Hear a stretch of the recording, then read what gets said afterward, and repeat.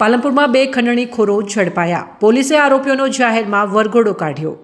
પાલનપુરમાં વેપારીઓ પાસેથી ખંડણી ઉઘરાવી ધાક ધમકી આપી ભયનો માહોલ ઊભો કરનારા બે મુખ્ય આરોપીઓ ઇમરાન ઉર્ફે બુરો ઇલિયાસભાઈ મહમદભાઈ સિંધી અને અફઝલ નાગોરી ઉર્ફે શિવો તેને પાલનપુર પૂર્વ પોલીસે ઝડપી પાડ્યા છે. આ શખ્સો વિરુદ્ધ તાજેતરમાં બે ફરિયાદ નોંધાઈ હતી, જેમાં તેઓ વેપારીઓ પાસેથી દર મહિને ₹50,000 અને 1.5 લાખ સુધીના હપ્તાની માંગણી કરતા હતા.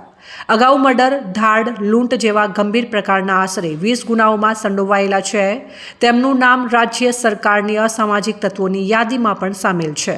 તેઓ વિસ્તારમાં પોતાની દાદાગીરી સ્થાપિત કરીને લોકો અને વેપારીઓમાં ભય પેદા કરતા હતા, જેથી તેઓ સરળતાથી ખંડણી ઉઘરાવી શકે. પાલનપુર પૂર્વ પોલીસે ફરિયાદના આધારે હ્યુમન સોર્સ અને ટેકનિકલ સર્વેલન્સનો ઉપયોગ કરીને આ બંને શખ્સોને ઝડપી પાડ્યા હતા. તેમની પાસેથી એક ધારદાર છરો પણ જપ્ત કરવામાં આવ્યો છે.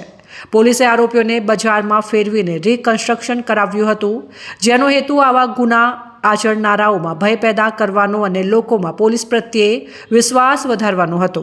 આ કાર્યવાહીથી પાલનપુરના વેપારીઓમાં ફેલાયેલા ભયના માહોલને દૂર કરવામાં મદદ મળશે અને કાયદો અને વ્યવસ્થા જાળવવામાં પોલીસની પ્રતિબદ્ધતા દેખાડશે. એમાં એવું હતું કે 10 દિવસ પહેલાં એક ખંડણી બાબતની ફરિયાદ દાખલ થયેલી હતી. માનનીય પોલીસ વડા અક્ષયરાજ મકવાણા સાહેબ ના હોય તેમાં જરૂરથી સ્ટ્રિક્ટ પગલાં લેવાનું અને તાત્કાલિક આરોપીઓ પકડવા માટેની સૂચનાઓ આપેલી હતી. તેના અનુસંધાને બંને આરોપીઓ જે ખૂબ જ સાતીર છે, 15થી 20 ગુનાઓની અંદર સંડોવાયેલા છે. તમામ ગુનાઓ ભારે અને હેવી છે. 302 મર્ડર, 307 ધાડ, લૂંટ જેવા અનેક ગુનાઓમાં સંડોવાયેલા આરોપીઓ છે. તેઓ ભાગતા ફરતા હતા. તેઓને પકડી અને તેઓનું રિકન્સ્ટ્રક્શન કરવામાં આવેલું છે.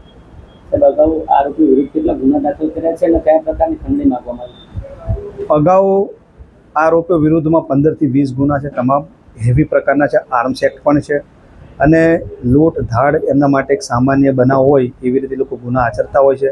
લોકોમાં, પાલનપુર શહેરના લોકોની અંદર તેઓ ધાક જમાવવા માટે અને તેઓને જો ધંધો કરવો હશે શાંતિથી તો તેઓને દર મહિને ₹1 લાખ, ₹1.5 લાખ, ₹50,000 એવા ફિક્સ પૈસા આપવા પડશે. તેવી વેપારીઓ ઉપર એ લોકોની ધાક ધમકી આપી અને પૈસા પણ પડાવતા હતા. એવી નાની નાની ફરિયાદો પણ અમારી પાસે આવેલી હતી, જેના આધારે અમે લોકો એક્ટિવ થઈ ગયેલા હતા અને બંને આરોપીઓને પકડીને જેલમાં ધકેલી દેવામાં આવેલા છે.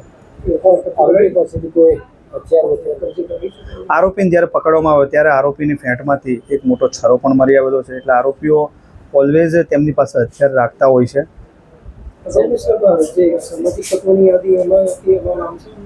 અસામાજિક તત્વોની યાદીની અંદર પણ એ લોકોના નામ છે. ગુજરાત સરકારની જે અમે યાદી મોકલી છે તેમાં પણ એ લોકોના નામ અમે સામેલ કરેલા છે. જનતાને શું અપીલ કરશો આ પ્રકારના ધમકી આપતા અસામાજિક તત્વોને? આ બંને આરોપીઓ તો સાતીર છે જ, પણ જનતાને પોલીસ વતી હું અપીલ કરવા માગું છું કે ગુજરાત પોલીસ, બનાસકાંઠા પોલીસ હંમેશા આપની સાથે છે. આપની આસપાસની અંદર કોઈ પણ આવા લુખ્ખા તત્વો હોય, કોઈ પણ ગુંડા તત્વો હોય, અસામાજિક તત્વો હોય તો અમારી પાસે આવો. જો અમારી પાસે ના આવો તો આપનું નામ પણ ખાનગી રહેશે. એ રીતે અમને અરજી આપો અથવા તો ફોનથી આપ કોન્ટેક કરશો તો અમે આવા અસામાજિક તત્વો પર કડક હાથે કામ લઈશું અને તેઓને છોડીશું નહીં.